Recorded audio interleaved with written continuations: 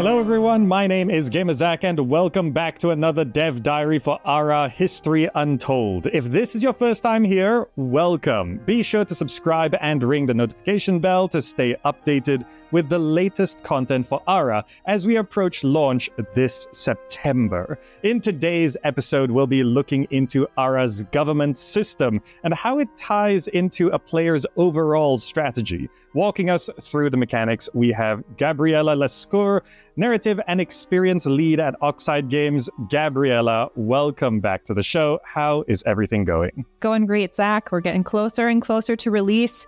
It's game time, literally. Things are going well, and I'm excited to get to take a coffee break with you today. Coffee is great, and that's great to hear. With that covered, let's dive straight into Ara's government systems. Will players start the game with some form of ancient government, or is that something they need to unlock? So players will begin the game with a basic underlying governmental structure. We are entering, yes, into ancient history, but to a point where your nation has come to the place where they can organize in some way, and they have a leader. So they have some underlying governmental structures, but not the more advanced ones that we see today. So like in the real world, as your population grows and as you as a leader grow and your philosophy grows, players will need to transition to more advanced government types in order to empower and expand their nation and align their government with their unique playstyle. So, can you share some of the governments that exist within Ara and how players can access these options over the course of the game? Yes, I can give some teasers. So governments are usually unlocked through research. Where you choose to dedicate your time and your attention is where governments will come out as well. So for example, if you're investing in religion and researching religion, making religion an important part of your nation, you're likely going to unlock a government type called theocracy. Other types of governments and other types of research like bureaucracy can unlock things like empire. And these different types of governments have different impacts and they have alignment with different types of playstyles. So with theocracy, for example, we have the religion playstyle that could be benefited from that. And with empire, if you are looking to really expand into many, many cities, that might be a government type for you. Okay, so going a bit more specific into the government types, what are some of the benefits that come with each type of government? Are new laws put into place? Yeah, so each government has unique intrinsic bonuses, as well as different policies that a player can select from, and different limits on how many cities they can control, and different types of tax rates and tax brackets. So for example, I mentioned the empire government type earlier, and we look to history to inform our game design. So historically, empires have controlled colonies and tributary states from which they have taken taxes and often in exchange given protection. So, that's some of the more flowery way of looking at empires. There are many negative parts of them as well. And we try to look at both when we're looking at the government type. In this case, we look at the historical pattern, and you will likely see an intrinsic bonus that has to do with having many cities, just like empires tend to expand their reach, as well as policies that are related to the historical context of an empire and the different tax practices that were common in empires throughout history. So will some leaders work better with different government types due to their traits? Yes, they will. So we have a lot of great leaders in the game, and I can't tell you all of them, but they do have across them not only unique leader traits, but then certain shared leader traits. So for example, the trait of being independent is something that multiple of our leaders have. And this independent trait allows for bonuses and buffs outside of your capital cities. So in that way, you might want to look at having a government type that allows you to have as many cities as possible so you can get that bonus buffed 2 times, 3 times, 4 times, 6 times, however many cities you have outside of your capital. So that's just one example of a trait that our leaders have that could be beneficial to a certain type of play style. Okay, so Ara is a game where there's these narrative events that happen through the game. Are there any narrative events that tie into government or unlocking new ones? The different leaders that you encounter in diplomacy will have their own trends for how they view government and their leadership style. So you'll see some impact on your cities for sure. And your cities are the heart of your government. When it comes to different government types being unlocked in narrative events, well, I have to say, you'll have to wait and see. But there will certainly be an impact on the governance of your city through the feelings and sentiments of your citizens, through quality of life impacts, as well as trade impacts, production impacts, and the diplomatic relationships with other nations and tribes.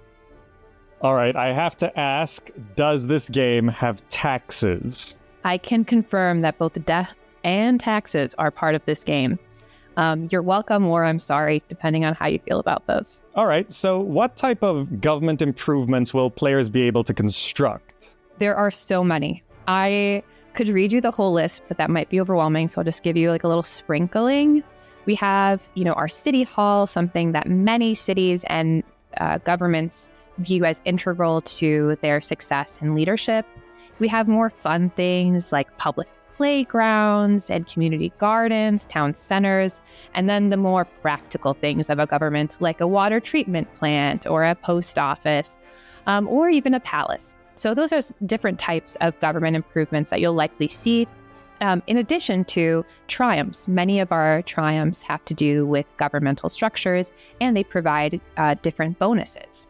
Many of our government improvements buff each other, and they also buff their peers if they're located in the city center. Just like how in many cities, you'll have most of your key government buildings all located in one place in your downtown.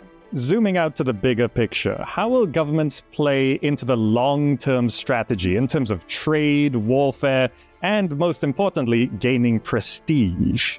Governments will help you expand your nation. They can help you build faster, gain more wealth, and improve your quality of life stats, which in turn will bring you more prestige overall as you try to get more golden ages and make your citizens happy. Many of these government types really focus first and foremost on what's happening inside your nation, right? It's more government than diplomacy. So you'll see the impact on your cities and on your people. For example, republics are something that have an intrinsic bonus that buffs knowledge in cities. So you see that internal base reward. But other governments can also have the opportunity to look into your diplomacy and how you protect yourself and your nation. For example, monarchies tend to buff security and military readiness. So you can see even by supporting your internal governmental structures, you can be supporting prestige as well as preparation for a military-based playthrough. All right, and now from your perspective, are there any tips or tricks you can share to help players take advantage of government systems early on? Yes, there are tips and tricks, but we are still in the process of taking feedback from our technical Alpha 3, working on our game balance, so don't hold me to these as gospel. But I will say when I'm playing early on, I definitely look at the different technologies I can research, and I look to see if they come with any new governments that increase either my city cap or have really good policy impacts for my playstyle. So theocracy, for example, is one early accessible government type that provides robust bonuses if I'm playing a game where I'm focusing on religious improvements or trying to spread my religion to other nations.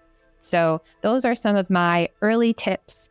Get in, find a government in a technology that you're interested in, and then explore, see what policy impacts there are, and maybe even use that to guide your play style the first few times you're playing the game. Thank you for joining us, Gabriela. It was great to see you again. Any last words for the fans before you go? Thanks, everyone, for tuning in again for this Dev Diary.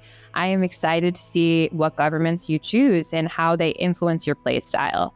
I was having a lot of fun just prepping for this today, looking at all of our different policies and intrinsic bonuses, and I'm excited to see which government you all think is the best.